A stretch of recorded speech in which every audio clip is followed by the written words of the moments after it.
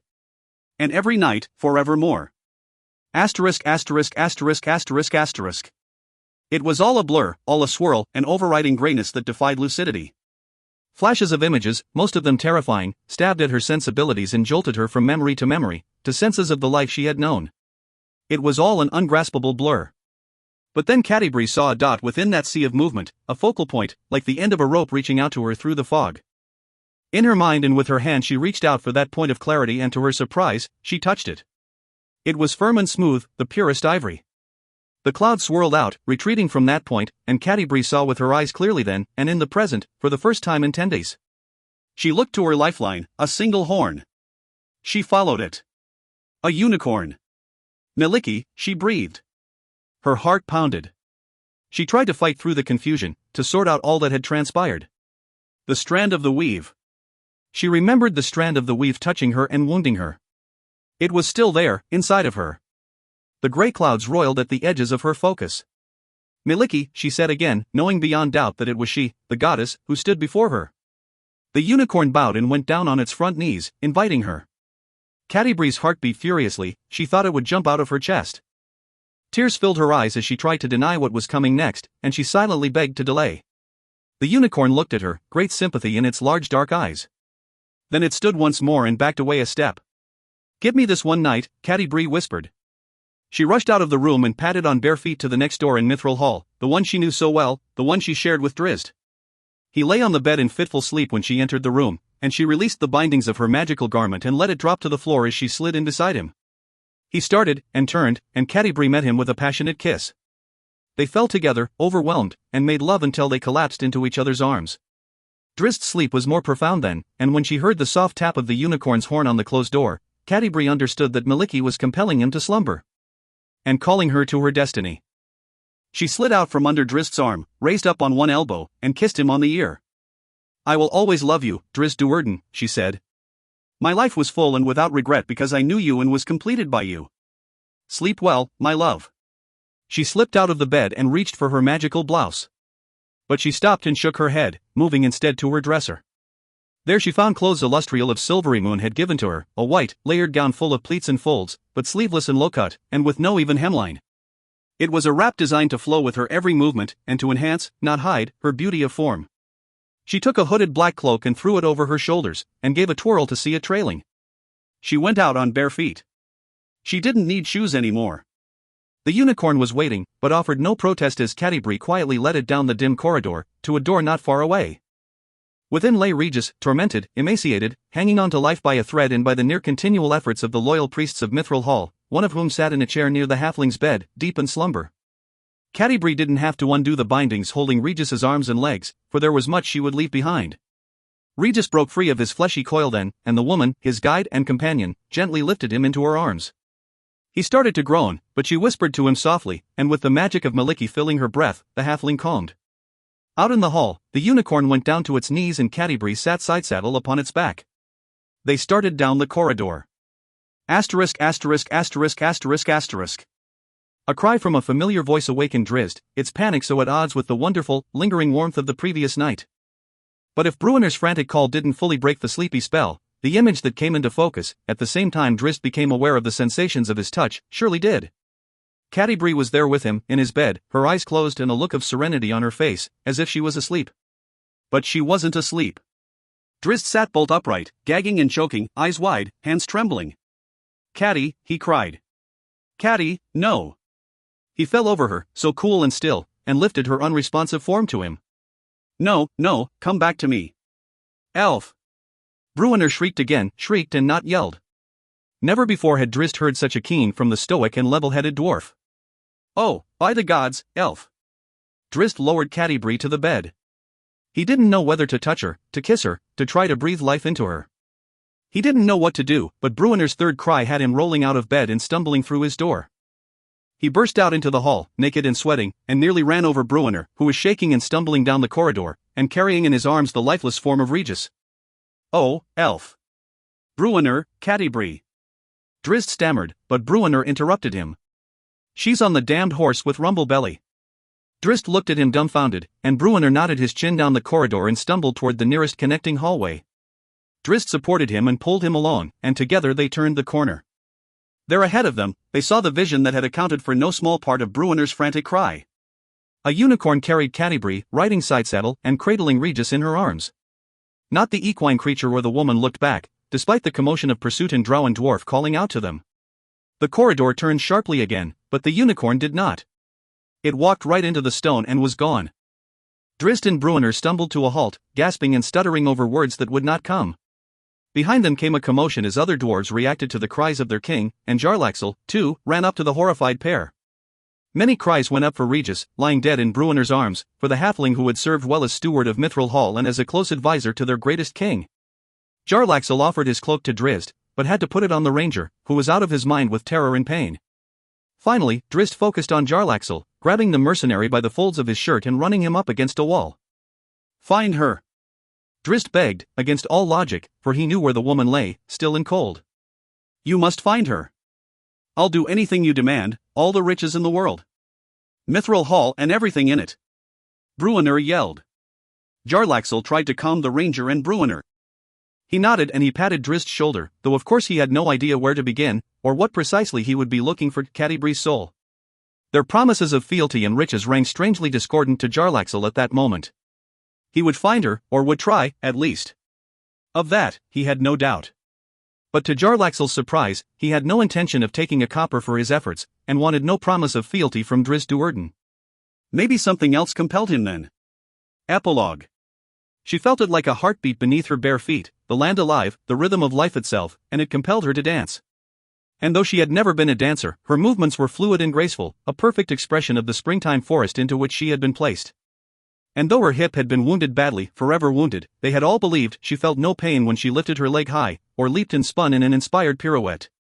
She came upon Regis sitting in a small field of wildflowers, looking out at the ripples on a small pond. She offered a smile and a laugh, and danced around him. "Are we dead?" he asked. Catti-brie had no answer.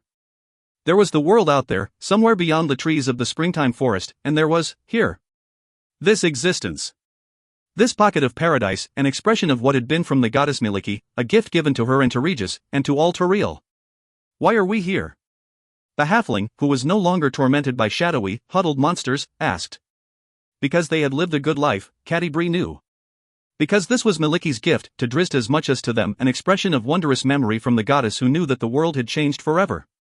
Catti-brie danced away, singing, and though she had never been a singer, her voice sounded with perfect pitch and tone, another effect of the enchanted wood. They remained on Toril, though they didn't know it, in a small pocket of an eternal springtime forest amidst a world growing dark and cold. They were of that place, as surely as, and even more so, than Catterley had been of spirit soaring. To leave would be to invite the nightmares and the stupor of abject confusion. For any others to enter would invite unto them variations of the same. For the glen was the expression of Miliki, a place of possibilities, of what could be and not of what was. There were no monsters there, though animals abounded. And the gift was a private one and not to be shared, a secret place, the goddess Miliki's indelible mark, Miliki's fitting monument, on a world that had moved in a new direction. Asterisk asterisk asterisk asterisk asterisk. 2 piles of rocks. 2 cairns, one holding Regis and one holding Catti-brie. Just over a month earlier, Drizzt and Catti-brie had been on the road to Silvery Moon, and despite the trouble with the weave, it had been a joyous journey. For more than 8 years, Drizzt had felt complete, had felt as if all the joys had been doubled and all the pain halved as he danced through his life arm in arm with that wonderful woman who had never shown him anything less than honesty and compassion and love. Then it was gone, stolen from him, and in a way he simply could not comprehend. He tried to take solace in telling himself that her pain had ended, that she was at peace with Miliki, obviously, given the vision of the unicorn. She had been suffering those last 10 days, after all. But it didn't work, and he could only shake his head and fight to hold back his tears, and hold back his desire to throw himself across that cold and hard cairn assembled in a decorated lower chamber of Mithril Hall. He looked to the smaller stone pile and remembered his journey with Regis to Luskan, then thought back much farther, to their first days together in Icewind Dale.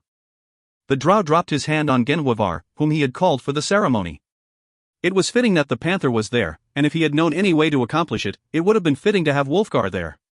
Drizzt resolved then to go to Icewind Dale to inform his barbarian friend face to face. Then it all broke. The notion of telling Wulfgar finally cracked the stoic posture of Drizzt Do'Urden. He began to sob, his shoulders bobbing, and he felt himself sinking toward the floor, as if the stones were rising up to bury him, and how he wished they would. Bruenor grabbed him, and cried with him. Drizzt shook himself out of it in short order, and stood tall with a cold grimace, and such a look it was that it chilled everyone in the room. "It's going to be all right, elf," Bruenor whispered. Drizzt only stared straight ahead with cold, hard, unfocused anger. He knew he would never be the same. He knew that the inner growling would not diminish with the passing of days, of 10 days, of months, or years, or decades perhaps.